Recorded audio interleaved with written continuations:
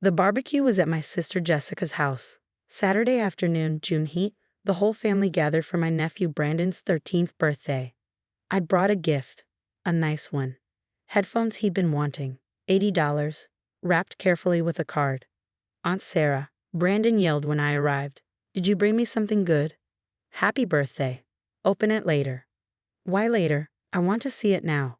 Because there are other guests, and your mom said gifts after cake. He rolled his eyes and ran off to join his friends in the backyard. I helped set up, carried food, arranged chairs, filled coolers. Mom sat in the shade giving directions. Jessica bounced between the kitchen and yard, playing hostess. Jessica's husband, Tom, was grilling. Their younger son, 9-year-old Connor, was showing off on the trampoline. Brandon and his 3 friends were by the pool, loud and wild, the way teenage boys are. I'd worn nice clothes, a light blue blouse, white pants. I had my phone in my pocket. It was a casual family party, but I'd come from running errands and hadn't changed. The party was fine at first. Food, conversation, cake. Brandon opened gifts. He tore through mine quickly. Headphones. Cool. Thanks, Aunt Sarah. Not great enthusiasm, but 13-year-olds rarely show excitement for anything from adults. After cake, the boys went back to the pool area. I was helping Jessica clean up the kitchen when we heard shouting and splashing. They're just playing, Jessica said. Boys being boys. Mom was still in her chair, 4th glass of wine in hand, watching everything with that slight smile she got when she was tipsy and feeling superior. I took a stack of paper plates to the outdoor trash. Had to walk past the pool to reach it. Brandon and his friends were playing some kind of game, splashing each other, throwing a ball, the usual pool chaos. I was walking back toward the house when Brandon called out, Aunt Sarah, catch. I turned. He was holding a large plastic cup, the red kind, a solo cup, filled with pool water. Before I could react, he threw it. Not tossed. Not accidentally spilled. Threw the contents directly at me. The water hit my chest, my face, my hair. Cold pool water, probably chlorinated, definitely dirty from teenage boys playing in it all afternoon. It soaked my blouse and my white pants. My phone in my pocket started buzzing with an emergency moisture alert. I stood there, dripping, pool water running down my face, clothes stuck to me, hair plastered to my head. Brandon and his friends were laughing, loud, obnoxious teenage boy laughter. Oops, Brandon said, grinning. Not sorry, not embarrassed. Proud, his friends high-fived him. I looked at Jessica, who had come outside. She was trying not to smile. I looked at Tom, who had turned from the grill. He shook his head, but didn't say anything. I looked at Mom. She was laughing, full, genuine laughter, like she'd just seen the funniest thing all day. Brandon, I said, my voice steady. That wasn't funny. It was just water, Aunt Sarah. Don't be so serious. You threw water on me, deliberately. It was an accident. You said catch and then threw water at me. That's not an accident. The friends were still snickering. One was filming on his phone. Mom, I said, looking at Jessica, are you going to say something? Jessica glanced at Brandon, his friends, and then at Mom. Boys, maybe calm down a little. Maybe calm down? Sarah, it's a pool party. People get wet. I wasn't in the pool. I was walking by. Brandon deliberately threw water on me. He's 13. He was playing around.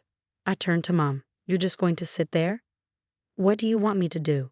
He's a kid at a pool party. I want you to tell your grandson that throwing water on people isn't acceptable. Mom took a sip of wine. Sarah, honey, it's just water. Lighten up. You're being dramatic. I'm soaking wet. My phone might be ruined. He did it on purpose, and he's not even sorry. It'll dry. Phones are waterproof now. And he said it was an accident. He said oops while laughing. Mom smirked. Actually smirked. You always were too sensitive. It's a party. Learn to take a joke. Brandon was watching this, learning that throwing water on people had no consequences.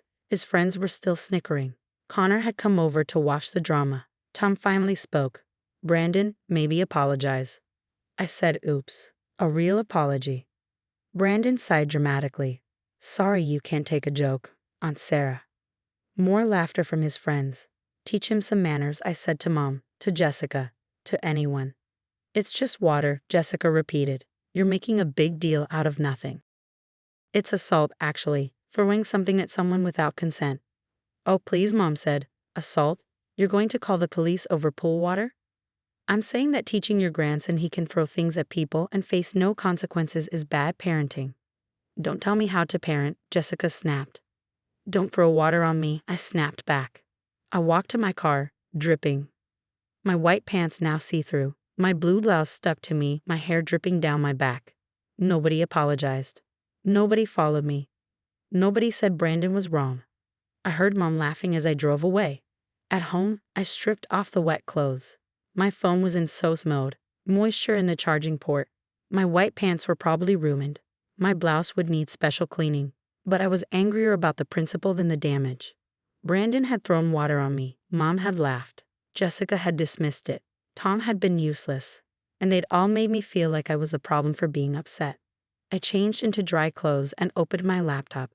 4 years ago, Mom had asked me to co-sign her home equity loan. Just for the application, she'd said, "My income alone isn't enough, but with your salary, we'll get approved. You won't be responsible for payments, just a signature." I'd signed, because she was my mother, because she said it was just paperwork. The loan was for $75,000. Home improvements, she'd said. Updating the house before retirement. She made payments for 6 months. Then she called, saying she'd lost her part-time job. Could I help? Just temporarily? I'd been helping for 3.5 years. Making the monthly payment of $620. 37 months, $22,940. Plus the times she'd been short. The emergency repairs, the property tax help. Probably another $8,000. $30,000, give or take. Money I'd poured into Mom's loan while she drank wine at pool parties and laughed at her grandson throwing water on me. I pulled up the loan documents and read through the co-signer agreement. I could request removal as co-signer under several conditions. One was if I no longer wished to guarantee the debt. Another was if I had reason to believe the primary borrower was not acting in good faith. I drafted an email to the loan officer, Marcus Webb, who had handled the original loan. Mr. Webb, I am writing to request immediate removal as co-signer on loan account ending in 7392. As co-signer, I have been making payments for 37 months while the primary borrower has not met her obligations. I no longer wish to guarantee this debt. Please process my removal and notify the primary borrower that she will need to refinance in her name only or establish a payment history sufficient to continue the loan without a co-signer. Sincerely, Sarah Mitchell. I hit send. Then I set up a call for Monday morning. That evening, Jessica texted, "You really left in a huff over some water?" I didn't respond. Mom texted, "Don't be mad. Brandon was just playing. You're always so serious." I didn't respond. Brandon's friend posted the video on social media, me getting drenched, Brandon saying, "Oops," everyone laughing. Caption, "When your aunt can't take a joke." I reported it, then blocked all of them. Monday morning at 9, I called Marcus Webb. "Ms. Mitchell, I got your email. I need to inform you that removing a co-signer isn't immediate. There's a process." "I understand. I want to start that process. The primary borrower will need to qualify for the loan on her own income, refinance with a different co-signer, or pay off the loan. How long does she have?" "We'll send notification immediately. She'll have 30 days to respond with a plan. If she can't qualify independently, she'll need to refinance elsewhere or sell the property to pay off the loan. And the payments I've been making? Those will need to continue until she's removed from the loan or establishes independent payment history, unless you stop paying, in which case the loan goes into default. If it goes into default, we pursue both of you for the balance, but as co-signer, you'd have recourse to sue the primary borrower for any amounts you paid. I want to stop being legally tied to this loan." "Understood. I'll process the request today. Your mother will receive notification by Wednesday." "Thank you." Wednesday afternoon, Mom called. I let it go to voicemail. "Sarah, I got a letter from the bank. Call me immediately." Jessica called. "What did you do?" "Mom is freaking out about some loan thing." I didn't answer. Tom called. "Sarah, can we talk? Mom says you're trying to take her house." I texted back, "I'm removing myself as co-signer on a loan I've been paying for 3 years. She can handle it herself now." Mom called again. "Sarah, you can't do this. I can't afford the loan without you. They'll take my house." I answered, "Hello, Mom. What did you do?" "I requested removal as co-signer." Why would you do that? Because I've been paying your loan for 3 years and you laughed when your grandson threw water on me. This is about the pool water? You're going to destroy my financial life over pool water? This is about respect, something you didn't show me on Saturday. He's a 13-year-old boy. Boys are stupid at that age. And where do they learn to be stupid? From adults who laugh when they throw water on people. From grandmothers who think it's funny. From mothers who say, it's just water, lighten up. I was tipsy. You were watching. You saw him throw water on me. You heard me ask you to teach him manners. And you smirked and told me to lighten up. I didn't think you'd take it so seriously. I take $30,000 seriously. That's what I've paid on your loan while you drank wine and laughed at me being humiliated. Silence. 30,000. 37 months of payments, plus the extras, the emergency repairs you needed, the property tax help. I didn't ask you to pay that much. You asked me to help temporarily, 3.5 years ago. I helped because you're my mother. And you repaid that by laughing when your grandson assaulted me. Assaulted is a strong word. He threw water on me, without my consent, while filming it, then posted it online. That's assault and potentially harassment. But you thought it was hilarious. What do you want? An apology? I don't want anything. That's why I'm removing myself from your loan. You can handle your own financial obligations from now on. I can't afford it without you. My income isn't enough. Then you shouldn't have laughed at me, shouldn't have told me to lighten up, shouldn't have taught your grandson that disrespecting his aunt is acceptable.